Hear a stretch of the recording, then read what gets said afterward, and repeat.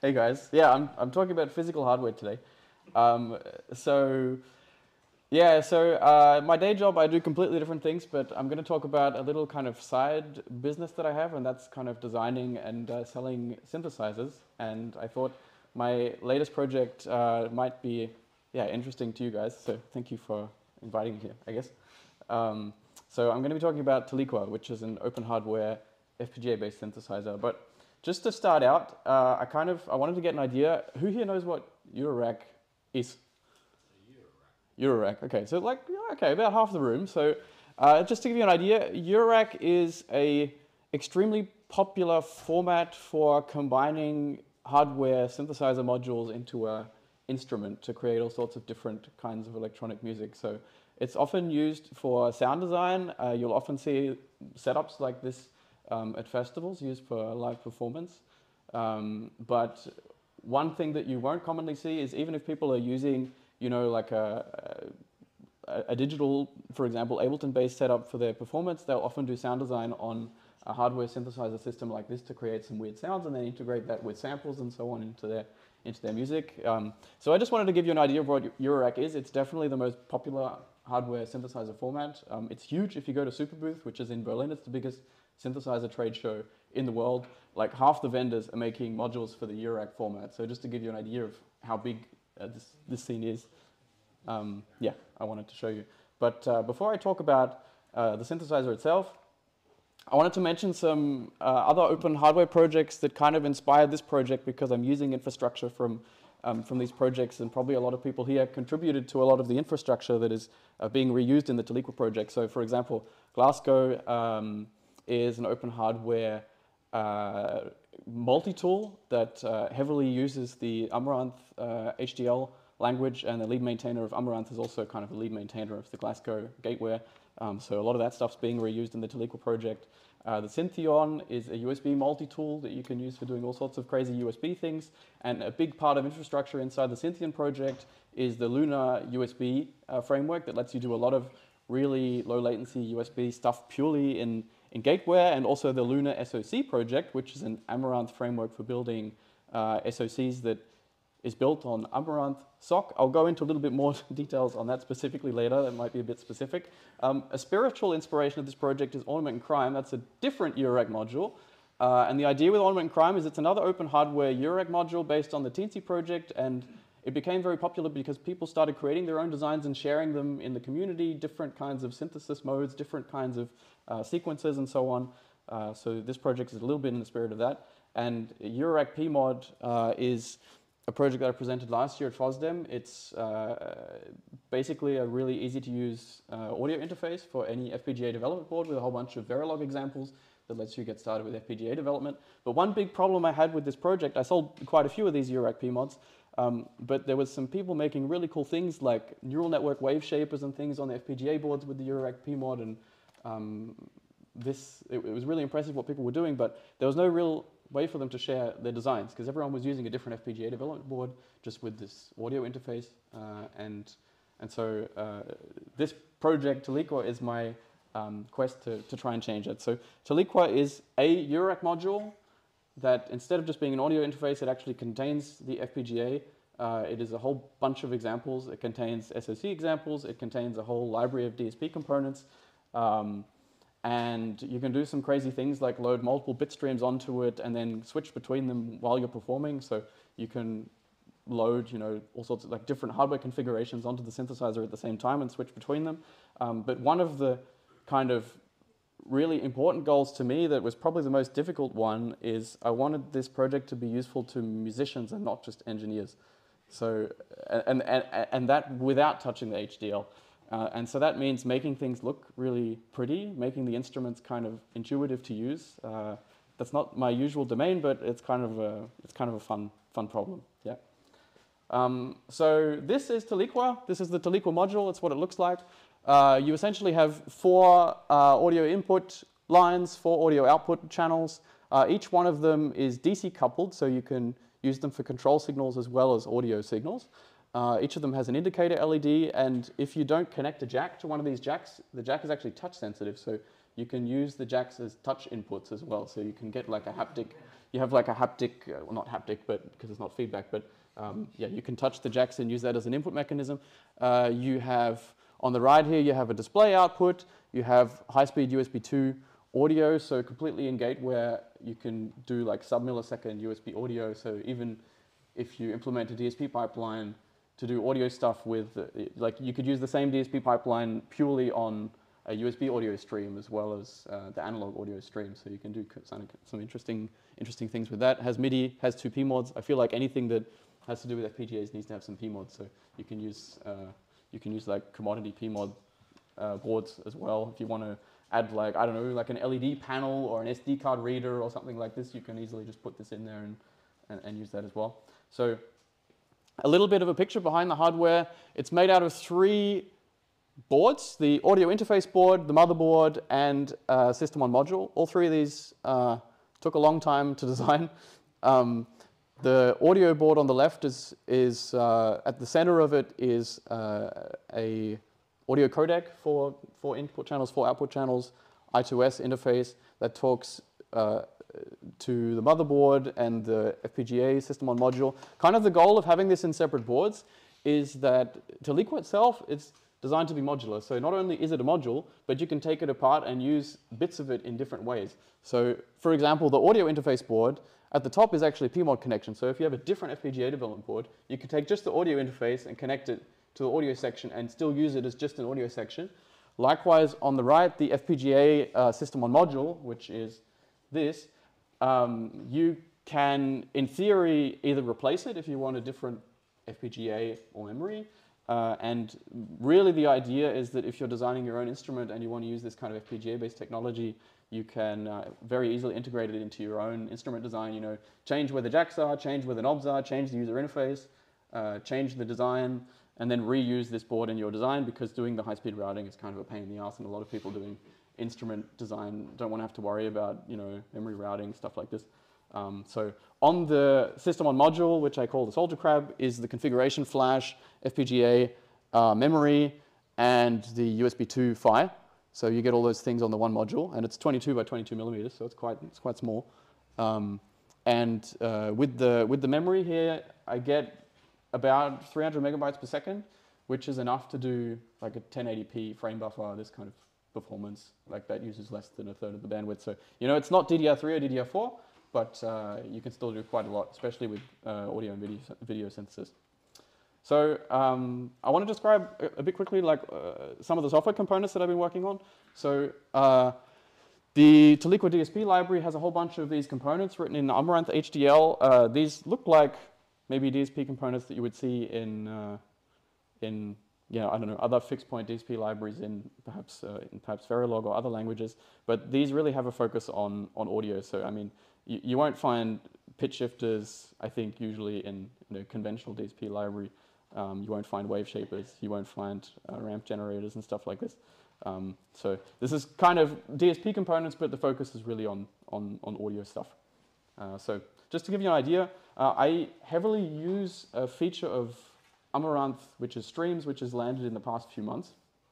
And I wanted to give you an example of what this looks like, because, I mean, so I wanted to make something that not only can musicians use without touching the HDL, but if you want to touch it, that it is actually easy to understand what's going on without having to look very deeply into how the synthesis and stuff works under the hood. So if we take this example here, if I want to build one voice and I want to connect an oscillator to a wave shaper to a delay effect, if I want to do this in Amaranth, that looks something like this. You know, I create a component that takes a stream in, emits a stream out. These are all fixed point samples that are flowing in and out. I instantiate my oscillator, my wave shaper, my delay effect, and then I connect them together with Amaranth's wiring connect interface. And this is how you can connect these DSP components together in kind of an easy to, I feel like a relatively easy to understand way. Yeah, to give you a couple more advanced examples. So this is something like a reverb. So it takes a dry signal and makes it stereo and it sounds like, I don't know, you're in a church or something like this. This is like a reverb, a simple version of a reverb. But put simply, it's really, you take the input signal, you split it into 4, put it through a big matrix mixer and then some delay lines of different lengths, mix them back together. Some of the delay lines are fed back on themselves inside the matrix mixer, and some of it is ending up at the output and merge back together. And if you take this and you duplicate it many times, that's how you create something very similar to a reverb effect. So that's just, yeah, another example of this kind of thing. And then I want to give you a picture of one of the demos I'm about to show. So this is a polysynth built with all these different DSP components that I was mentioning.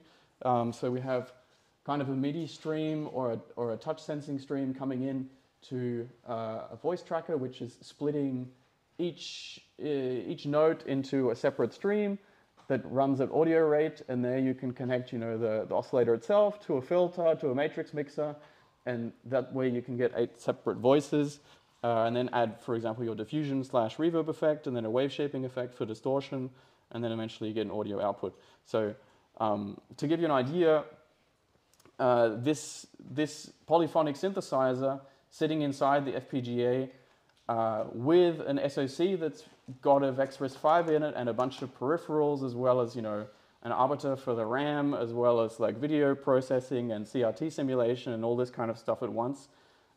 It uses up about 50% of the fabric of the FPGA. So this design with all this other stuff, it uses about half the FPGA that I mentioned there.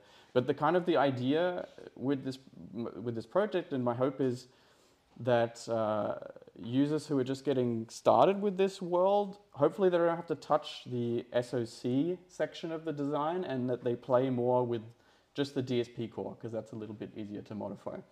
But the purpose of this SoC and all the other things you see here are essentially so that you see kind of a menu system, you see like an oscilloscope display of what's going on, this kind of stuff.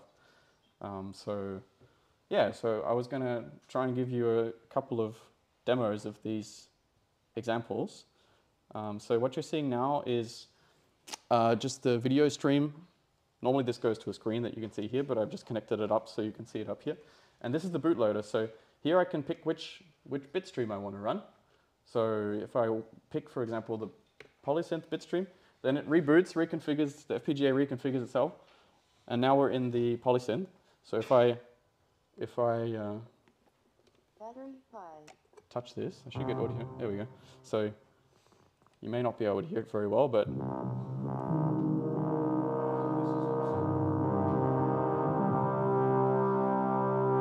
and these kind of interesting shapes you can see. So if I only touch one note, you can see that you get this interesting kind of oscillographic effect. And that's because of this diffusion delay that I was showing before. So this reverb effect is really taking what is a mono signal and adding some stereo chaos to it so that you end up with an interesting shape. And then I can, for example, from the menu system, I can add distortion, more reverb.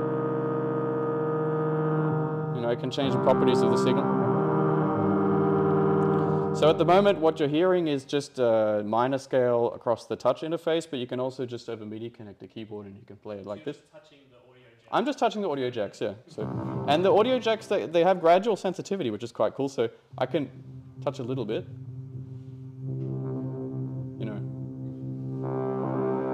So it's got gradual sensitivity.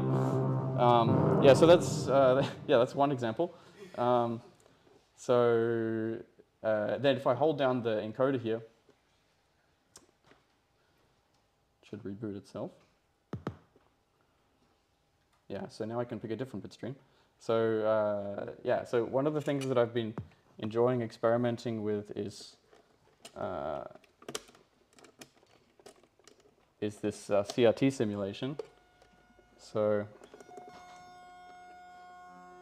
here I'm taking an oscillator and just visualizing it kind of on a vector scope. You can see that fine up there. Yeah. And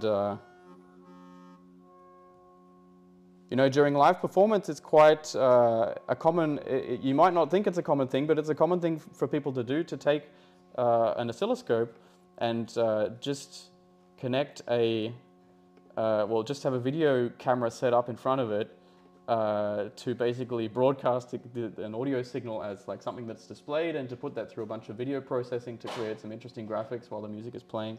So I could imagine this also potentially being used for that kind of application. And you can do some things like change the color scheme, see what's going on. But again, this is just visualizing that signal there. So that's some oscillographics, as you probably saw, you can also use this just as an oscilloscope. Here's a Commodore 64 simulation. So this is this is just a simulation of the SID from a Commodore 64, so I can, some like very chiptune-y sounding things. Usually what you would do in a modular system is you would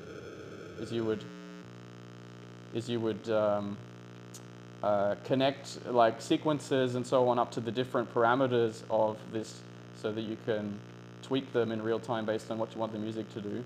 I don't know why I can't. Not sure why it's not working. Anyway. But yeah, so there's a few examples here. It's quite crazy because, in real time as you're performing, you can switch between completely different hardware, like this is really, and I mean, the device can also be a USB sound card. It can be an oscillator. It can be different effects. This is the factory self-test function, so I don't know, maybe you want to see that. Yeah, there we go. Okay, anyway, that's all I will show because I think I'm a little bit short on time probably today. So yeah, thank you.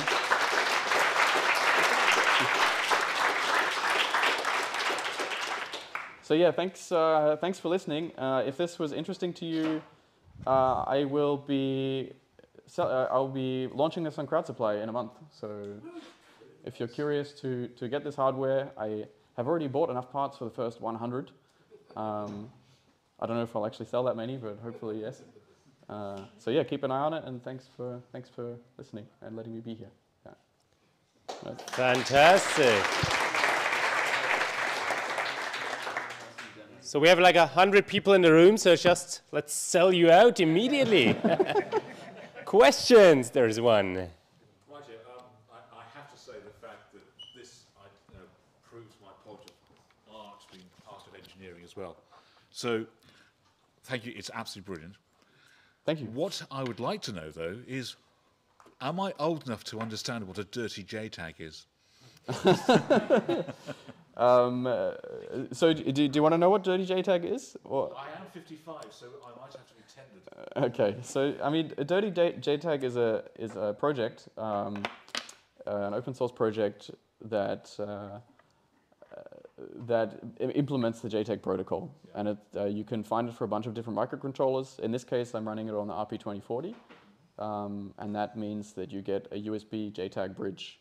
On the Tiliqua, you get so you have two USB ports. The top is a debug port, so through there, that's the dirty JTAG. Yep. And through there you can flash the FPGA, but more importantly, you can also debug the SoC. So it's kind of useful. Yeah. Thank you so much. Thank you. Further questions? There's one up there. So is the whole process fast enough to do like algorave stuff and like, change a bit of the code, flash it, or is the delay too high? That's a very good question because so at the moment, as you saw, when I was switching between the bit streams, it takes maybe 100 milliseconds to do the reconfiguration, and that reloads the entire bit stream. But if you wanted to go faster than 100 milliseconds, then you would have to do partial reconfiguration, which is supported by the ECP5, but it's not so easy to do with the tooling, like this kind of partial reconfiguration. But in theory, there is nothing stopping you from hot loading in the background a new bit stream while, for example, you do there's music playing, the synthesis is happening. After the synthesis is complete, then you upload a new bit stream in the background and then switch to it. But you would always have this like 100 or 200 milliseconds delay when the hardware is reconfiguring itself from the flash. Yeah. Right. Further ones there. I'm just lazy, I'm not going to repeat the questions, but walk instead. So there you go.